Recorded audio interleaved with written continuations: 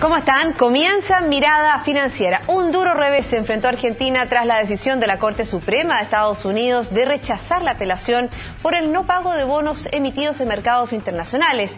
El máximo tribunal determinó que antes del 30 de junio la nación trasandina debe cancelar 1.330 millones de dólares a un grupo de acreedores.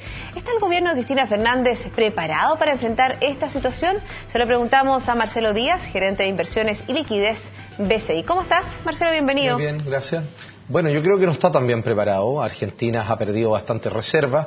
Desde el año 2011, una vez que Argentina renegoció toda la otra cartera de bonos, recuerda tú que alrededor de un 92% de los tenedores de bonos internacionales de Argentina renegociaron, hicieron un canje de bonos y quedó un 8% restante que no quiso ir esto y empezaron estas demandas en pequeñas cortes en Estados Unidos que al final llegaron a la Corte Suprema aprobando estos 1.300 millones. El problema para Argentina más grave es que el 8% restante son 15.000 millones de dólares y le quedan apenas 22.000 millones de reservas. Y también tiene un problema de reservas que han venido decreciendo del año 2010 a la fecha casi el 50%. Menos del 50% ya le quedan, como dices tú, y efectivamente lo que va a pasar es que Argentina tiene que ver ahora qué alternativas tiene o qué escenarios puede seguir.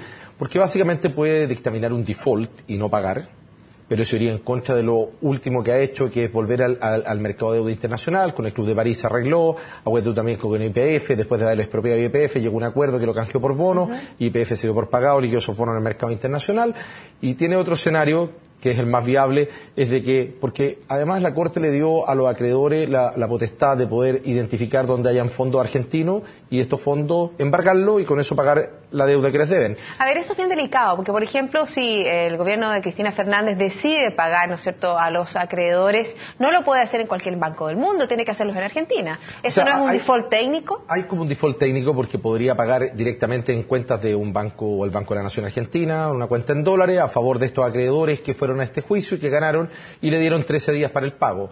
Ahora, lo que más complica a Argentina es que si no paga o entra en un default técnico y hay algunas garantías que tienen los bonos colateralizadas, se complica bastante la situación y el hecho de volver a los mercados internacionales cada vez se hace más lejano.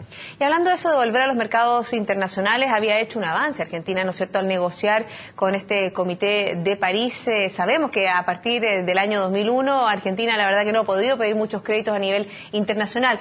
Este duro revés que enfrenta con la Corte Suprema de Estados Unidos, el máximo tribunal de ese país, ¿no abre un escenario medio complejo, por ejemplo, a nuevamente poder renegociar con acreedores?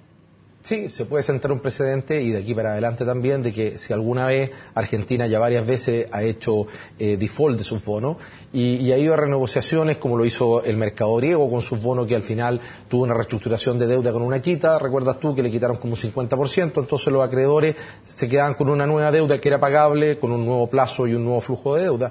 Ahora, lo más importante es que yo creo que Argentina va a tratar de pagar.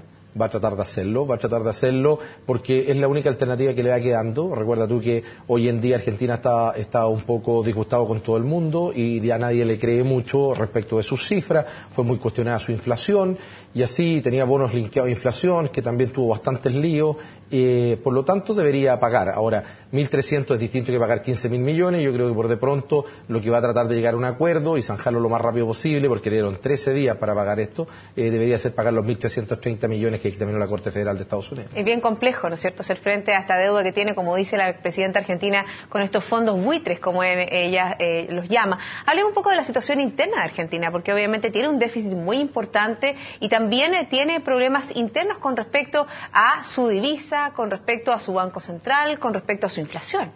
Claro, bueno, Argentina está sincerando su inflación. Recuerda tú que nadie le creía la inflación que publicaba el índice del IPC en Argentina. Ahora se está sincerando. Algunos dicen que la inflación estaría en torno a un 25%. Ya tuvo bastantes problemas con un paro de profesores alrededor de marzo, que al final tuvo que renegociar y dar un reajuste de 26%. Tiene un déficit fiscal de un 4,5% y no está trayendo inversión extranjera y eso lo tiene bastante complicado en lo que es reserva y divisa. Lo que lo ha salvado un poco, el precio de la soya, que sigue muy bien, y su principal destino sigue siendo Brasil, que ha tenido 3 años de sequía y que su producción de soya ha caído enormemente. Por lo tanto, un poco eso ha mantenido las cuentas de Argentina o las reservas todavía positivas.